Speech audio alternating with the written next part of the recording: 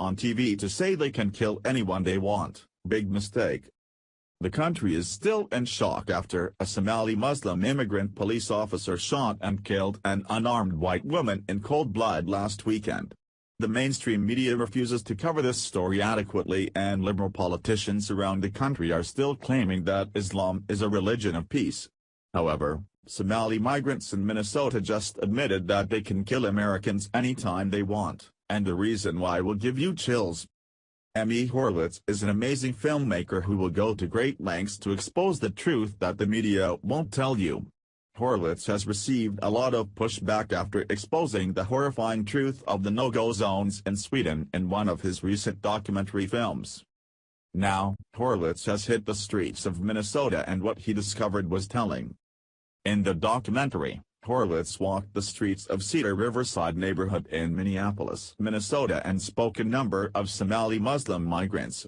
Horowitz asked men, teenagers, women, and boys on how they felt about living in America, and if they wanted to go back to Somalia.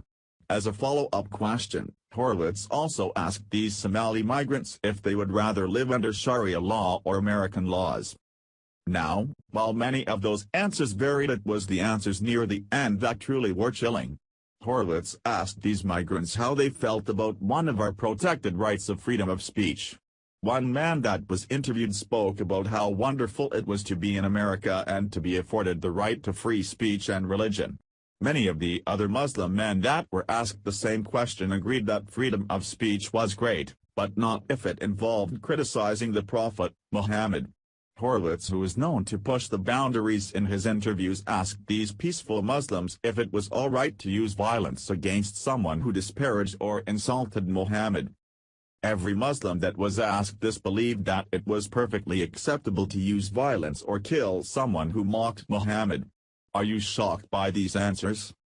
This is why there needs to be a ban on accepting Muslim migrants, but liberal politicians will continue to push otherwise. For instance, in the state of Minnesota, the number of Somalis that have resettled there have tripled in the last 4 years, and, with Mayor Betsy Hodges at the helm of Minneapolis, that will only continue. In fact, Mayor Betsy Hodges has initiated a hiring policy in police departments that would prioritize the hiring of Somali Muslims. Of course, this is utter lunacy considering that more than 22 men have left the community in order to join the jihad in Syria, including ISIS. On top of that, last November 9 men were sentenced on terror charges after they were discovered trying to join a terror group in Syria. Then, last September, a Somali migrant went on a stabbing rampage at the St. Cloud and all that injured 10 people before an officer shot him. According to Star Tribune, I've had more than one meeting with folks in the Somali community, and they are very eager to have more Somali police officers, Hodges said. And what I say is, if we're going to have more, you have to apply, and you have to ask people to apply. Council member Abdi Warsain, the city's first Somali American council member, shares Hodges' concerns about the paucity of minority applications. We need to look into why, he said. And like Hodges, Warsain said he thinks a racially diverse police force is important to improve relations between people of color and the department. We don't want to see anything like Ferguson happen in Minneapolis or Minnesota. Warsain welcomes Hodges' push to get officers out of their cars more often. The children and families in my ward have welcomed them, he said of his 6th ward, which centers on Cedar Riverside. It's important to build rapport with the community.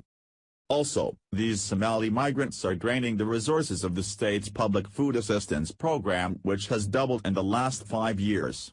So, these people not only believe that they can come here and get on welfare, but can violently harm anyone who speaks out against them. I don't think so, guys. There was a time in the recent past that these Muslims may have been gotten away with this.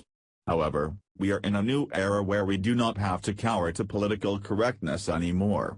The American people are onto these Muslim migrants and are not going to allow this to continue much longer.